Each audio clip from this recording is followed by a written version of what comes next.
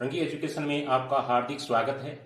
आज शिक्षण का प्रमुख बिंदु रहेगा हमारा राजस्थान कक्षा 7 का टॉपिक आजादी से पूर्व राजस्थान में सामाजिक शैक्षणिक सुधार।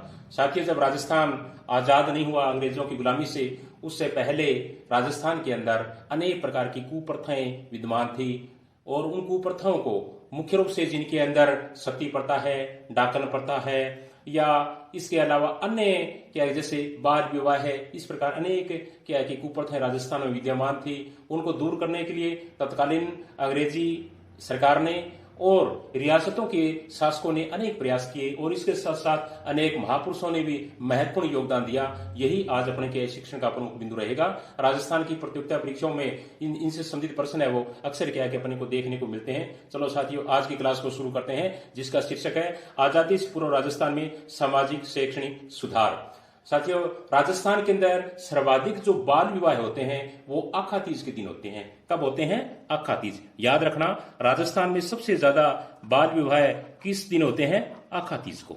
बाल विवाह यानी छोटे छोटे बच्चों की शादी कर दी जाती है, तो ये दिन कौन सा दिन होता है? आखा तीज का दिन होता है। और राजस्थान के अंदर नहीं, पूरे भारत के अंदर क्या है, मध्य काल के अंदर जब मोहम्मद बिन तुगलक और अकबर थे, उन्होंने क्या है कि इस प्रथा को रोकने का भरपूर प्रयास किया।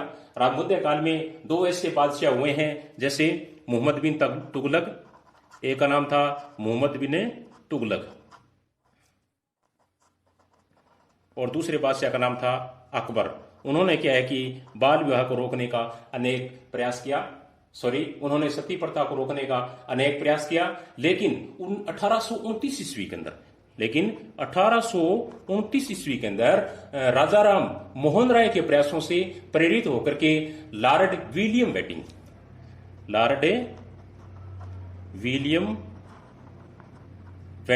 याद रखना बहुत ही महत्वपूर्ण प्रश्न बनता है ये। 1829 के अंदर लॉर्ड विलियम बेंटिंक ने एक कानून बनाया जिससे क्या है कि सती प्रथा निषेध कानून कहते हैं, वो 1829 के अंदर बना। और इस कानून को जो बनाने में बेंटिंक को जो प्रेरित किया था वो व्यक्ति थे राजा राम मोहन राय। और राजस्थान के अंदर सबसे पहले सती निषेध कानून है वो जयपुर रियासत ने पारित किया। याद रखना, किस रियासत ने पारित किया? जयपुर रियासत ने। जयपुर रियासत, या अपने यूं कह सकते हैं कि राजस्थान के अंदर सबसे पहले सती प्रथा जो रोक है वो किस रियासत में लगाई गई? वो लगाई थी जयपुर रियासत के अंदर। और उसके बाद में अन्य रियासतें जैसे कोटा है, जयपुर है, मेवाड़ है, इन रियासतों ने भी किया कि सती प्रथा निषेध कानून है वो पारित किया। अपने दोबारा देख लेते हैं, सती प्रथा सबसे पहले कानून किसने बनाया? 1829 के अंदर विलियम बेंटिंक ने। और उनको प्रेरित किसने किया? राजा राम मोहन राय ने। राजस्थान के अंदर सबसे पहले सती प्रथा पर कानून बनाने वाली सरकार थी, रियासत थी, तो उसका नाम था रियासत का जयपुर रियासत। और जयपुर रियासत के बाद में कोटा, जयपुर और मेवाड़ रियासतों ने भी क्या सती प्रथा को निषेध करने के लिए अनेक कानून बनाए। उसके बाद में एक प्रथा और भी थी जिसको कन्यावध प्रथा कहते हैं। और राजस्थान में सबसे पहले कन्यावध प्रथा है, इसको रोकने का सबसे पहला जो प्रयास है या जो कानून है वो कोटा रियासत ने बनाया था। याद रखना, राजस्थान में कन्यावध को रोकने का सबसे पहला जो कानून है वो किस रियासत ने बनाया? वो कोटा रियासत ने बनाया। या कोटा रियासत राजस्थान की पहली ऐसी रियासत थी जिन्होंने क्या है कि कन्यावध को रोका या कन्यावध से संबंधित कानून है वो बनाया। और राष्ट्रीय सत्र की हम बात करें तो राष्ट्रीय सत्र पर बाल विवाह को रोकने के लिए, बहुत बढ़िया इंपॉर्टेंट प्रश्न साथियों, बाल विवाह को रोकने के लिए राष्ट्रीय सत्र पर स्वामी दयानंद सरस्वती ने क्या है कि आवाज उठाई कि बाल विवाह को रोका जाए। दोबारा देख लेते हैं, राष्ट्रीय स्तर पर बाल विवाह को रोकने के लिए सबसे पहले जो आवाज उठाई या सबसे पहले जो आवाज उठी वो किसने उठाई? वो उठाई थी स्वामी दयानंद सरस्वती ने। और राजस्थान के अंदर बाल विवाह निषेध कानून सबसे पहले 10 दिसंबर 1903, याद रखना 10 दिसंबर 1903 में, कब?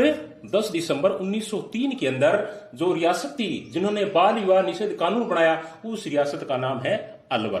क्या नाम है? अलवर रियासत। अलवर रियासत। याद रखना, राजस्थान में बाल विवाह के लिए सबसे पहले जो कानून बनाया था या गैर कानूनी जो घोषित किया राजस्थान के अंदर बाल विवाह को, तो वो रियासत थी अलवर रियासत। और ये सबसे पहले गैर या निषेध कानून कब बनाया गया, तो अपने कह सकते हैं 10 दिसंबर 1903 को। इसके साथ साथ में एक प्रथा और भी थी जिसको दास प्रथा कहते हैं। क्या कहते हैं? दास प्रथा। बहुत ही महत्वपूर्ण प्रश्न बनता है साथियों। प्राचीन समय के अंदर क्या है कि रजवाड़े थे या जो धनाढ़ लोग थे वो दासों की संख्या से क्या है कि अपना रिस्पेक्ट मानते थे या सम्मानजनक स्थिति समझते थे कि जिसके पास जितने दास हैं वो उतना ही ज्यादा क्या है कि पावरफुल है या समाज के अंदर क्या सम्मानीय स्थान है वो बना रखता है। तो दास प्रथा के 2 नाम और भी थे, उनके नाम है चाकर प्रथा। एक नाम है चाकर और दूसरा नाम है हाली। याद रखना, दास प्रथा के 2 नाम और भी है, चाकर या हाली। प्रश्न भी आ सकता है कि चाकर प्रथा का दूसरा नाम बताइए, तो अपने क्या बताएंगे? दास प्रथा। या दास प्रथा का दूसरा नाम बताइए, तो अपने बता भी सकते हैं हाली प्रथा या चाकर प्रथा। या दास प्रथा के अन्य 2 नाम कौन कौन से हैं, तो अपने बता सकते हैं चाकर और हाली। उसके साथ साथ में दास प्रथा को रोकने के लिए अंग्रेजों ने 1833 ईस्वी के अंदर, याद रखना 1833 ईस्वी के अंदर, 1833 ईस्वी के अंदर अंग्रेजों ने दास प्रथा को रोकने के लिए एक चार्टर अधिनियम बनाया और जिसके द्वारा उन्होंने पूरे भारत के अंदर दास प्रथा को रोक दिया। याद रखना, दास प्रथा को रोकने के लिए कानून अंग्रेजों ने कब बनाया? 1833 के अंदर। कब बनाया था? 1833 के अंदर। उसके बाद में एक बहुत ही खतरनाक प्रथा थी साथियों, मेवाड़ व कोटा रियासतों के अंदर। उस प्रथा का नाम था डाकन प्रथा। क्या नाम था? डाकन प्रथा। डाकन प्रथा। जब किसी महिला को बदनाम करना होता था किसी गांव के अंदर या शहर के अंदर किसी स्थान पर, तो उसको क्या है कि डाकन घोषित कर दिया जाता था और डाकन घोषित करके उस पर अमानवीय अत्याचार है वो किए जाते थे। तो ये डाकन प्रथा है राजस्थान के अंदर सबसे ज्यादा जो प्रचलन था वो 2 रियासतें थी, एक थी मेवाड़ और दूसरी थी कोटा। और डाकन प्रथा पर सबसे पहले जो रोक है राजस्थान के अंदर वो एजीजी राजपूताना ने 1853 में लगाई। कब लगाई? 1853 के अंदर। किसने? एजीजी राजपूताना ने। यानी 1853 के अंदर डाकन प्रथा को राजस्थान में गैर कानून घोषित कर दिया गया। कब? 1853 में। किसने? एजीजी राजस्थान ने।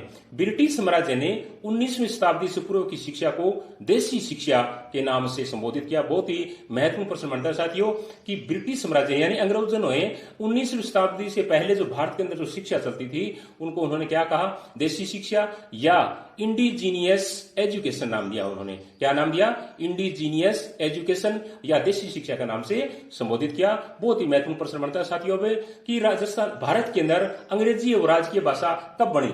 भारत के अंदर अंग्रेजी और राजकीय भाषा 1835 ईस्वी के अंदर बनी। कब बनी? याद रखना 1835 के अंदर। 1835 के अंदर अंग्रेजी को भारत की राजकीय भाषा है वो बना दिया गया। मेयो कॉलेज की स्थापना बहुत बार की राजस्थान की प्रतियोगिता परीक्षा में पूछ लिया जाता है कि मेयो कॉलेज कहाँ है, तो मेयो कॉलेज अजमेर के अंदर है और इसकी स्थापना 1872 के अंदर की गई। कब की गई थी? 1872 के अंदर। साथियों, मैं आपसे निवेदन करना चाहूंगा कि यदि आप हमारे YouTube चैनल से नए जुड़े हैं तो इससे पहले के जो हमारे वीडियो हैं वो आप अवश्य देखें और इनसे संबंधित जो PDF है वो आपको हमारा टेलीग्राम चैनल रंगी एजुकेशन का जो डिस्क्रिप्शन है उनके अंदर आपको मिल जाएगा, वहां से आप इसको प्राप्त कर सकते हैं। दोबारा देख लेते हैं, अंग्रेजों ने राजकीय भाषा अंग्रेजी को कब बनाया? 1835 ईस्वी के अंदर। मेयो कॉलेज की स्थापना अजमेर में कब की गई? 1872 ईस्वी के अंदर की गई। और इसके साथ साथ में राजस्थान विद्यापीठ संस्था की स्थापना, राजस्थान विद्यापीठ संस्था की जो स्थापना है वो 21 अगस्त 1937, याद रखना कब है? 21 अगस्त 1937, 21 अगस्त 1937 में की गई। 21 अगस्त 1937 में की सभी लोगों को शिक्षा उपलब्ध कराने के लिए पंडित जनार्दन राय नागर ने की थी। किन्होंने की थी? पंडित जनार्दन राय नागर ने किया है कि 21 अगस्त 1937 में राजस्थान विद्यापीठ संस्था की स्थापना है वो की। और राजस्थान के अंदर मिशनरी संस्था कन्या वर्नाक्युलर स्कूल, कन्या वर्नाकुलर स्कूल की स्थापना है वो 1861 में शुरू की गई। कब की गई? 1861 के अंदर, 1861। याद रखना, बहुत ही महत्वपूर्ण अपना ये तथ्य बनता है कि राजस्थान में मिशनरी संस्था कन्या वर्नाकुलर स्कूल की स्थापना कब की गई? तो 1861 के अंदर शुरू की। राजस्थान में प्रथम सरकारी कन्या स्कूल की स्थापना, राजस्थान में प्रथम कन्या सरकारी स्कूल की स्थापना 1866 के अंदर की गई। कब की गई? 1866 के अंदर। 1866 के अंदर साथियों की गई। और कहां की गई? ये 1866 के अंदर पुष्कर अजमेर के अंदर क्या है कि लड़कियों के लिए राजस्थान का पहला कन्या स्कूल खोला गया। दोबारा देख लेते हैं। राजस्थान में प्रथम सरकारी कन्या स्कूल की स्थापना 1866 में की गई। और कहां की गई? अजमेर के पुष्कर में की गई। अब बहुत बढ़िया प्रश्न बनता है जो राजस्थान की प्रतियोगिता परीक्षाओं में अक्सर देखने को मिलता है कि राजस्थान की आदिवासियों का मसीहा किसे कहा जाता है? आदिवासियों का मसीहा या वागड़ के गांधी किससे कहते हैं? तो आदिवासियों का मसीहा या वागड़ के गांधी भोगीलाल पंड्या को कहा जाता है। याद रखना, आदिवासियों का मसीहा या वागड़ के गांधी किसे कहा जाता है? भोगीलाल पंड्या को कहा जाता है। और भोगीलाल पंड्या का जो जन्म है वो 1904 के अंदर हुआ था। कब हुआ था? 1904 के अंदर। और कहां हुआ? डूंगरपुर के अंदर हुआ। याद रखना, भोगीलाल पंड्या का जन्म डूंगरपुर में कब हुआ? 1904 में हुआ।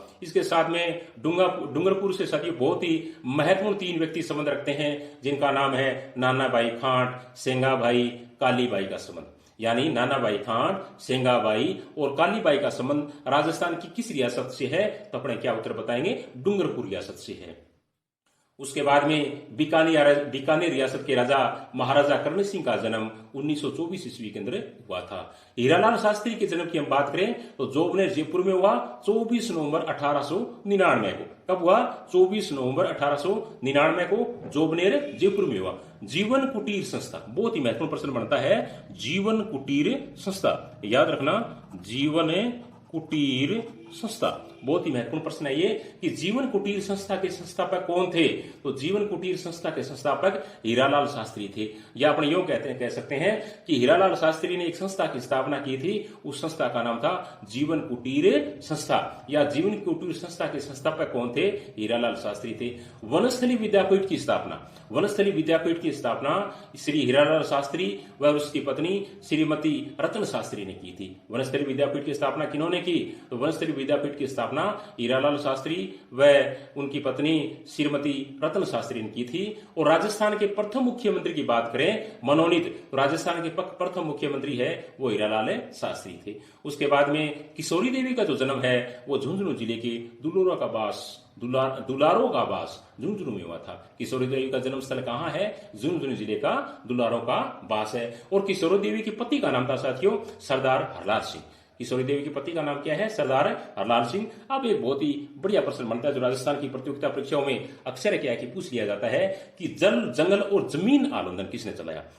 क्या नाम है? जल, जंगल और जल, जंगल और जमीन आंदोलन है वो किन्होंने चलाया? तो यह आंदोलन चलाया था मामा बालेश्वर दयाल ने। दोबारा देख लेते हैं। जंगल और जमीन, जल, जंगल और जमीन आंदोलन किन्होंने चलाया? तो यह आंदोलन चलाया था मामा बालेश्वर दयाल ने। तो यह था साथियों कक्षा 7 हमारा राजस्थान का चैप्टर आजादी से पूर्व राजस्थान में सामाजिक शैक्षणिक सुधार। और कल हम एक नए चैप्टर के साथ में फिर दोबारा मिलेंगे। इसी के साथ थैंक यू, धन्यवाद।